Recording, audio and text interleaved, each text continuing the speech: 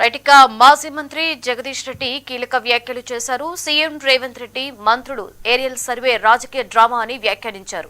కాంగ్రెస్ హయాంలో ఎస్ఎల్బీసీ వల్ల రాష్ట్రానికి భారీ నష్టం జరిగింది అన్నారు. సీఎం రేవంత్ రెడ్డి గురుదక్షిణ కింద చంద్రబాబుకు తెలంగాణ జలాలు ఇస్తున్నారని ఆరోపించారు. కమిషన్ల రాజ్యంగా ప్రభుత్వం మారింది అంటూ ఆరోపణలు చేశారు. ఇన్ని నీళ్ళు ఎప్పుడు పోలే సాగర్ నుంచి ఇన్ని రోజులు గేట్లు ఎత్తిన సందర్భం లేదు. ఎప్పుడు కూడా మనకు తెలిసిన చరిత్రలో నీళ్ళు పోతూనే ఉన్నాయి, సముద్రం పాలు అయితేనే ఉన్నాయి.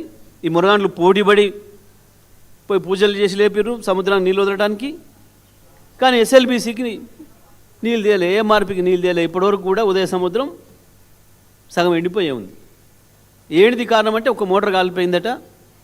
సిగ్గనిపించాలి కదా, మోటార్ కాలిపోతే ఒక్క పూటలు వస్తుంది, నీళ్ళు పోతే మళ్ళీ రావు కదా. ఒకటి పోతే ఇంకో కొత్త మోటార్ తెచ్చిపెట్టు.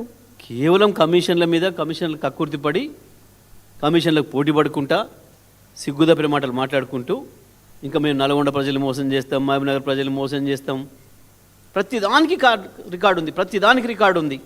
మీరు చేసిన ద్రోహాలకు ప్రతిదానికి రికార్డు ఉంది. 512 ఆంధ్రాకి 299 తెలంగాణకు చేసిందే మీరు 2013లో.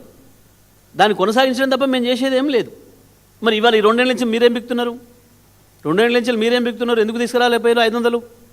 ఒకసారి ఏమో ఈయనే పోయి మాట్లాడాడు రేవంత్ రెడ్డి. 500 గుండుగితగా మాకిచ్చి మొత్తం నువ్వు తీసుకుపో అని మాట్లాడాడు. బుద్ధునోడు ఎవడు మాట్లాడాడు ఆ మాటలు, అట్లా చిల్లర మాటలు. నేను అంగట్ల పేరమా? అసలు నువ్వెవడు ఆ మాట చెప్పడానికి? తెలంగాణ ప్రజల హక్కుల్ని నీ గురుదక్షిణ కింద రాసిస్తా అని చెప్పడానికి నువ్వెవడివి? ఇప్పుడు చరిత్రలో మనం చూడంగా ఇన్ని నీళ్ళు ఎప్పుడు